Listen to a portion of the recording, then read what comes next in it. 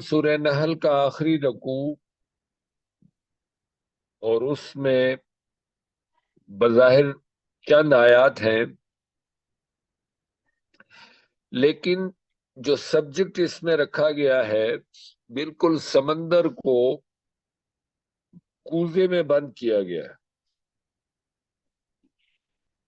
سیدنا ابراہیم علیہ السلام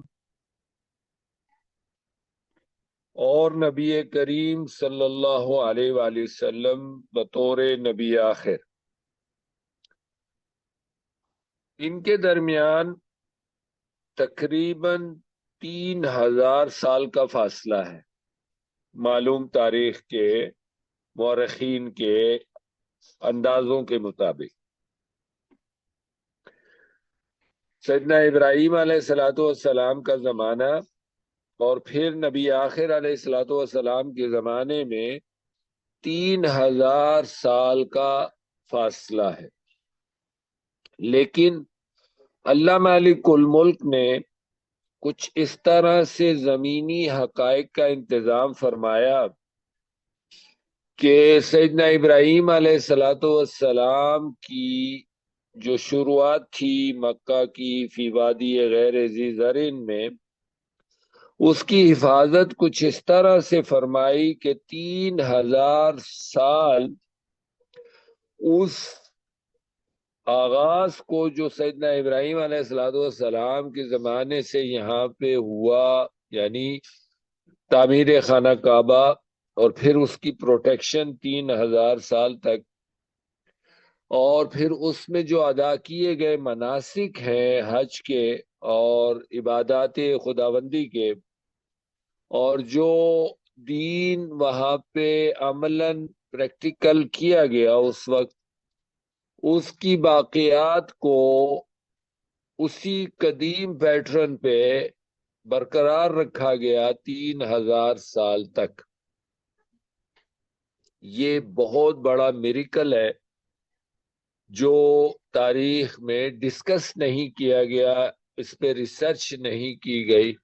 لیکن یہ قرآن کی تاریخ سے، معلوم تاریخ سے یہ حقائق زندہ اور جاوید موجود ہے۔ اس میں جو حکمت ہے اللہ تعالی کی اور جو اس میں راز ہے،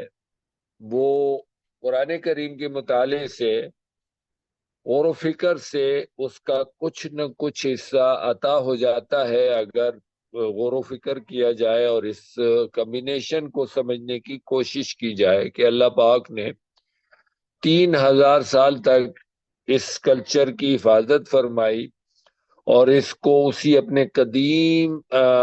پیٹرن پہ قائم رکھا۔ اللہ کا تعالیٰ کے لیے یہ آسان ہے، ہمارا ایمان ہے۔ آج کی اس نشست میں اللہ کریم بڑی اہم بات ریویل کر رہے ہیں، پہلے اس کو ذرا سمجھیے۔ اللہ کریم فرما رہے ہیں انا کا صیغہ لائے ہیں اس سے پہلے کہ بات شروع کی جائے۔ انا آپ جانتے ہیں کہ قرآن کریم کی خاص اصطلاح ہے جس میں بات جو کی جا رہی ہوتی ہے اس کے بارے میں پہلے سے وارن کیا جاتا ہے کہ اس بات میں کسی طرح کا بھی آپ کے ذہن میں شائبہ نہیں آنا چاہیے، شک و شبہ کا۔ یہ بات اٹل حقیقت ہے جو کی جا رہی ہے، ایبسٹریکٹ ریالٹی ہے۔ تو اللہ کریم فرما رہے ہیں انا، یعنی جو بات تمہیں کی جانے والی ہے اس میں ذرا برابر بھی تمہیں کوئی شک و شبہ نہیں ہونا چاہیے، وہ بڑی سالڈ ہے۔ کیا بات ہے؟ ابراہیم، جو ابراہیم علیہ السلام تھے ان کے بارے میں بات کی جا رہی ہے۔ کان امتن قانتا للہ حنیفہ، ابراہیم علیہ السلام کی شخصیت اکیلی اتنی وزندار ہے، اتنی حجم والی ہے کہ وہ اکیلے اپنی ذات میں اللہ تعالی کے لیے بہت بڑی اجتماعی انسانیت کے برابر ہے۔ اس کی وجہ کیا ہے؟ اللہ پاک انہیں اتنا بڑا اعزاز کیوں عطا فرما رہے ہیں، یہ بڑا لاجیکل ہے اور عدل پر مبنی ہے۔ انسانی تاریخ میں سیدنا آدم علیہ الصلوۃ والسلام کی اولاد ابراہیم علیہ الصلوۃ والسلام تک جتنی بھی پیدا ہوئی ہے، اللہ کے علم میں ہے، اس سارے زمانے کو اللہ تعالی نے انبیاء سے تو آراستہ کیا ہے، اور ان کے حالات اور واقعات بھی ہمیں معلوم جتنا اللہ نے مناسب سمجھا عطا کیے ہیں۔ لیکن جب ابراہیم علیہ الصلوۃ والسلام کی بات آئی ہے انسانی تاریخ کے تسلسل میں، تو اللہ تعالی نے اس چیپٹر کو ایک اور ہی انداز سے لیا ہے، اور پھر اس کے بعد کی جو دنیا ہے پھر اسے ایک اور ہی انداز سے سارے کا سارا ابراہیم علیہ السلام سے منسوب کیا ہے آج تک کا زمانہ، جیسے ابھی ہم پڑھیں گے۔ ابراہیم علیہ السلام میں ایسا کیا ہے، یہ بڑا اہم ہے جو سمجھنا چاہیے ہمیں، کیونکہ آج کی آیات میں اس کے آرڈرز موجود ہیں کہ ہمیں ابراہیم علیہ السلام کو ہی فالو کرنا ہے۔ ابراہیم علیہ السلام کی ذات میں پوری آئیڈیالوجی جو اللہ تعالیٰ کی ہم سے متوقع ہے، مطالبہ ہے، جو اللہ تعالیٰ ہم سے چاہتے ہیں، وہ ساری کی ساری ابراہیم علیہ السلام کی اکیلی ذات میں متشرع ہے۔ یعنی ابراہیم علیہ السلام نے اپنے اکیلے پن میں، جیسا آیت آپ کے سامنے ہے، وہ سارے مقاصد جو اللہ تعالی ہم سے چاہتے ہیں وہ پورے کر دکھائے ہیں، آئیڈیالوجیکلی بھی اور پریکٹیکلی بھی۔ یعنی یہ بتا دیا ہے کہ اللہ تعالی کا جو مطالبہ ہے وہ انسانیت کے لیے قابل عمل ہے، اور انسان اپنی ہر حیثیت میں اس مطالبے کو پورا کرنے کا وصف رکھتا ہے۔ شرط یہ ہے کہ انسان اس مطالبے کو سنجیدگی سے لے اور پورا کرنا چاہے تو۔ ایسا مطالبہ نہیں ہے کہ اللہ تعالی کی طرف سے کہ انسان کے پاس کوئی ایسا عذر ہو، آرگومنٹ ہو کہ جس پر انسان اللہ تعالیٰ کے سامنے اسے رکھ سکے کہ آپ کے مطالبے میں یہ چیزیں جو ہیں میری استطاعت اور میری وسعت سے باہر تھی، اس لیے میں اسے نہیں کر پایا۔ ابراہیم علیہ الصلوۃ والسلام کی زندگی اس حوالے سے، اس کانسیپٹ سے بہت زیادہ امپورٹنٹ ہو جاتی ہے کہ ہم اس کا بڑی گہرائی سے، بڑی غور سے، بڑی ریسرچ تھیوری سے مطالعہ کریں کہ ابراہیم علیہ السلام نے ایسا کیا کیا۔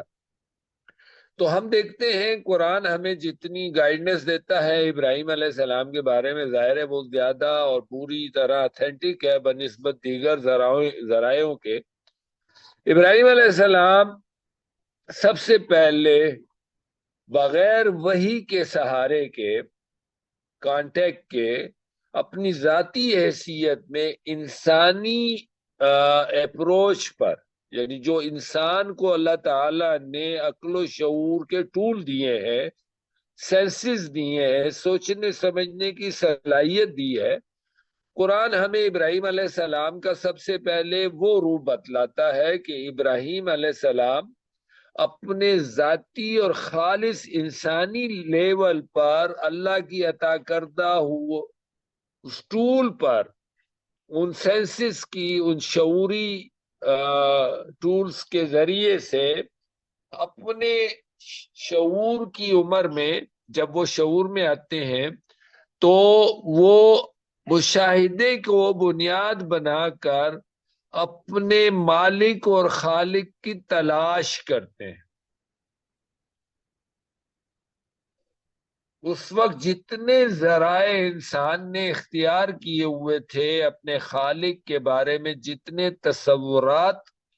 بنا چکا تھا انسان، ان سب کا ابراہیم علیہ الصلوۃ والسلام کی سیرت طیبہ جو قرآن کریم ہمیں عطا کرتا ہے، اس میں ان کا ذکر موجود ہے۔ سب سے پہلے وہ زمینی ذرائع اور زمینی عقائد اور خیالات کا مشاہدہ کرتے ہیں جو انسانوں نے زمین پر پائی جانے والی مخلوق کے بارے میں بنا رکھے تھے۔ تو پھر ان کا رد کرتے ہوئے ابراہیم علیہ السلام آسمان پر پائے جانے والی مخلوق پر لوگوں کے بنائے ہوئے عقائد اور نظریات کا مشاہدہ کرتے ہیں۔ یہ بھی قرآن ہمیں عطا کرتا ہے۔ میں ان شارٹ آپ کو وہ کام بتانا چاہ رہا ہوں وباللہ توفیق، جس کی وجہ سے ابراہیم علیہ السلام کو یہ اعزاز ملا کہ اللہ پاک نے فرمایا انی جاعلک للناس اماما، ہم نے آپ کو انسانیت کے لیے رہنما بنا دیا ہے۔ اب دیکھیے اس کے بعد اللہ کا وعدہ، اب قیامت تک ابراہیم علیہ السلام کی ہی امامت ہے، کیونکہ جس طرح ابراہیم علیہ السلام نے اللہ تعالیٰ کو ڈیفائن کیا بائی ہیومن لاجک اور ہیومن لیول، بغیر وحی کے سہارے کے، یہی وہ مقصد تخلیق تھا جو اللہ تعالیٰ ہم سے چاہتے ہیں۔ اللہ تعالیٰ نے جب ہمیں عہد الست سے نوازا تھا اور پھر دنیا کی آزمائش میں اتارا، تو اللہ تعالیٰ اس وقت کے انتظار میں تھے کہ ہمارے اندر سے وہ صلاحیت کب میچیور ہوگی کہ ہم اپنے اندر الست بربکم کیا جو شعور ہے اس کو اجاگر کر کے اس کو پا لیں گے۔ تو اس کا صحرا ابراہیم علیہ السلام کے سر کھلا، اور انہوں نے سب سے پہلے انسانیت میں قرآنی تاریخ کے مطابق اللہ تعالیٰ کو بطور حقیقی خالق کے ان الفاظ کے ساتھ پایا، انی وجہت وجہی للذی فطر السماوات والارض حنیفا وما انا من المشرک۔ یہ وہ الفاظ ہیں جو گولڈن ورڈز ہیں آدم علیہ السلام کی اولاد میں سب سے پہلے ابراہیم علیہ السلام کی زبان مبارک اور زبان شعور سے ظاہر ہوئے کہ انہوں نے خالص ہیومن لیول پر اس اپروچ کو حاصل کیا۔ یہ وہ سعادت ہے جو ابراہیم علیہ السلام کے حصے میں آئی، اور تاریخ نے اسے محفوظ رکھا اور قرآن نے اسے ہمارے لیے رکھا ہے۔ تو آج کی اس نشست میں اللہ کریم ہمیں بتا رہے ہیں کہ ابراہیم علیہ السلام کی جو ہستی ہے وہ اللہ تعالیٰ کے لیے پوری ایک امہ کی مانند ہے، ٹھیک ہے؟ اور اس کی وجہ کیا ہے؟ قانتاً للہ حنیفا۔ ابراہیم علیہ السلام نے جب اللہ تعالیٰ کو ڈیفائن کیا، پا لیا، اور انی وجہت وجہی للذی فطر السماوات والارض، آپ ان الفاظ کو غور کریں نا تو اس میں آپ کو انسانی شعور کی معراج ملے گی جو خالق کو سب سے اعلیٰ لیول پر ڈیفائن کرتی۔ اس سے زیادہ ڈیفینیشن خالق کی ایک انسانی اپروچ میں ہو نہیں سکتی۔ اور اس کے بعد انہوں نے جو یہ اپنی پوری توجہ پورے سینسز کے ساتھ خالق کو پا لینے کے بعد اختیار کی اس کے آرڈرز کے لیے، یہی مطلوب ہے اللہ کو انسانوں سے۔ وَلَمْ يَكُنْ مِنَ الْمُشْرِكِينَ، ابراہیم علیہ السلام نے پھر کسی لیول آف لائف میں اللہ تعالیٰ کے ساتھ، اس کے آرڈرز کے ساتھ، اس کی صفات کے ساتھ، اس کی الوہیت کے ساتھ، اس کی ربوبیت کے ساتھ کسی طرح کا بھی شرک اختیار نہیں کیا۔ شاکرا لانعمہ، اور مزید ان کی صفت اللہ تعالیٰ بیان فرما رہے ہیں کہ جو بھی اللہ تعالیٰ نے ان کو نعمتیں عطا کی اس پر انہوں نے اللہ کا شکر ادا کرنے کو ثبوت دیا، یعنی ان نعمتوں کو اللہ کے حکموں کے مطابق بھرپور طریقے سے پوری احتیاط سے استعمال کی، جیسا کل ہم نے ڈیفائن کیا۔ اجتباہ، اور یہ مقام ان کو حاصل ہوا کہ وہ مستجاب دعوات بنے، وَهَدَاهُ إِلَى صِرَاطٍ مستقیم، اور اللہ تعالیٰ نے ان کو سیدھے اسٹیٹ پاتھ کا گائیڈنس عطا کی۔ وَآتَيْنَاهُ فِي الدُّنْيَا حَسَنَةً، اور ان کی جو دنیا ہے، یعنی جو دنیا کا پیریڈ آف لائف ہے، اسے بھی اپنی رضا سے ہمکنار کیا اور انہیں اپنی رضا بخشی کہ ان کو ایسی باؤنڈریز کے اندر ایزینس عطا کی کہ وہ پوری لائف اللہ کے حکموں کے اندر گزار سکیں۔ وَإِنَّهُ فِي الْآخِرَةِ لَمِنَ الصَّالِحِينَ، اور یقیناً جب ان کی دنیا حسنہ سے مزین ہوئی تو آخرہ ان کی یقیناً بہتر ہے۔ اب دیکھیے اللہ تعالیٰ نبی آخر علیہ الصلوۃ والسلام کو ڈائریکٹلی آرڈر دے رہے ہیں، ثم اوحینا الیک، اب ہم آپ کی طرف یہ آرڈر ٹرانسفر کر رہے ہیں، ان اتبع ملت ابراہیم، کہ آپ نے آئیڈیالوجی آف ابراہیم کو فالو کرنا ہے۔ ملت ابراہیم،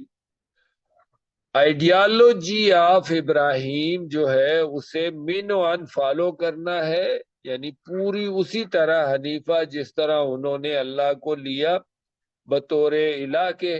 اور جس طرح انہوں نے پوری زندگی اس الوہیت میں کسی اور کو شریک نہیں کیا،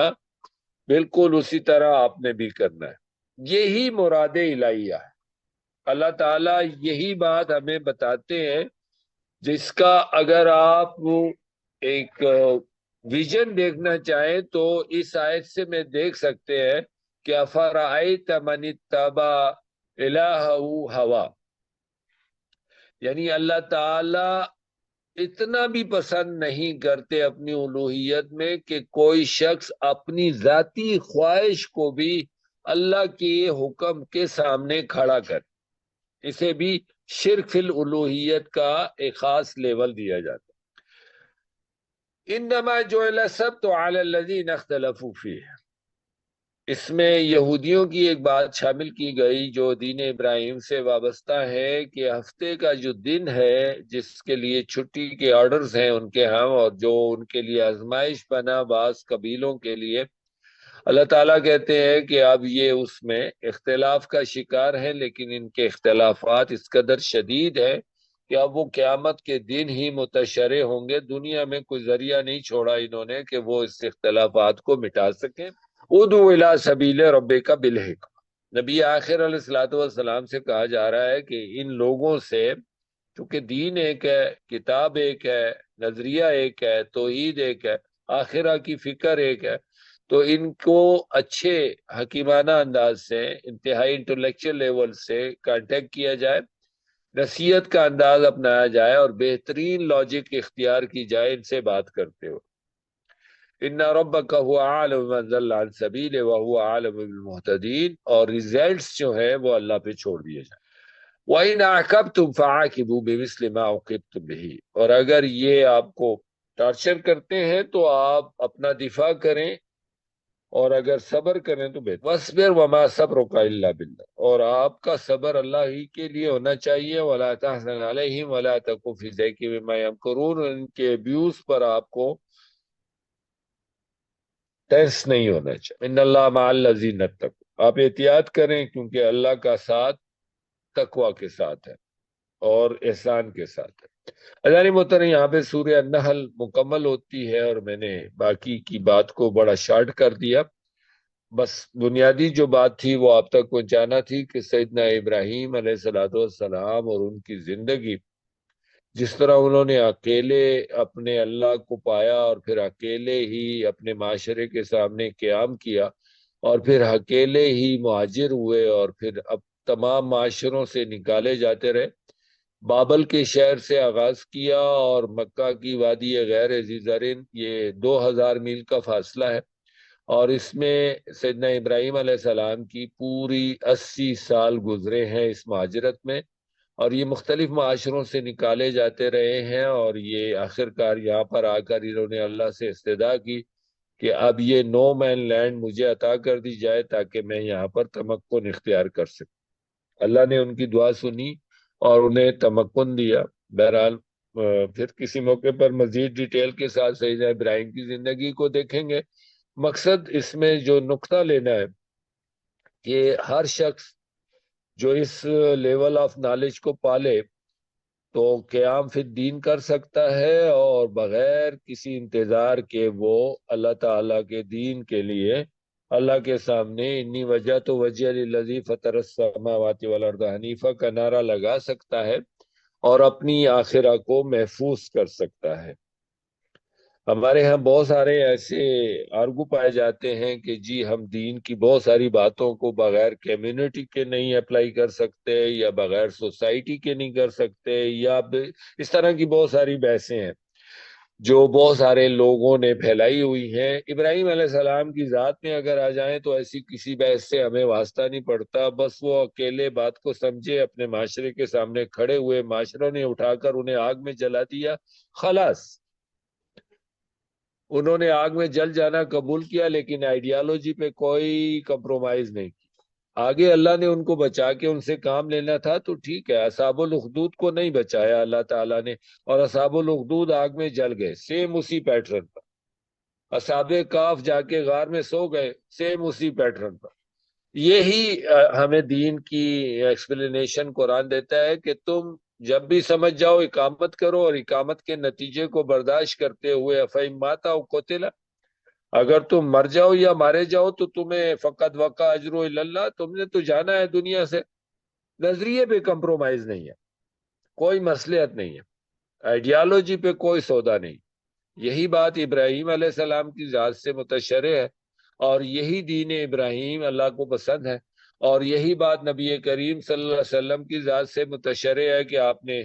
مکہ جیسی وادی سے ہجرت کیا، اور شیب بنی ہاشم کی 3 سالہ قید کے باوجود آپ آگے بڑھے اور مہاجر ہو گئے، آپ نے مکہ چھوڑ دیا، خانہ کعبہ خانہ خدا چھوڑ دیا اللہ کے حکم سے، اور آئیڈیالوجی کو بچاتے ہوئے خود وہاں سے ہٹ گئے۔ تو آئیڈیالوجی کو بچانا اپنی جان کی قیمت دے کر، یہی اللہ کو مقصود ہے۔ آئیڈیالوجی کو بیچ دینا، جان کو بچا لینا، یہ اللہ کو نہیں چاہیے۔ فرق واضح ہے، جب امت نے آئیڈیالوجی بیچنی شروع کی اور جان بچانی اور اپنے وسائل بچانے شروع کیے اور اپنی ذات بچانی شروع کی تو امت اپنے پیٹرن سے ہٹ گئی، اس طرح اللہ کی نصرت سے ہٹ گئی، اور آج جو حشر ہے وہ ہمارے سامنے۔ بہرحال یہ تھا جی ہمارا ایک لک سورہ نحل کا، انشاءاللہ مکمل ہوئی۔ کل آپ کی خدمت میں دوبارہ حاضر ہوں گے۔ اپنا خیال رکھیں، اپنی دعاؤں میں یاد رکھیں۔ سبحانک اللہم و بحمدک نشہد ان لا الہ الا انت نستغفرک و نتوب الیک۔ السلام علیکم ورحمۃ اللہ وبرکاتہ۔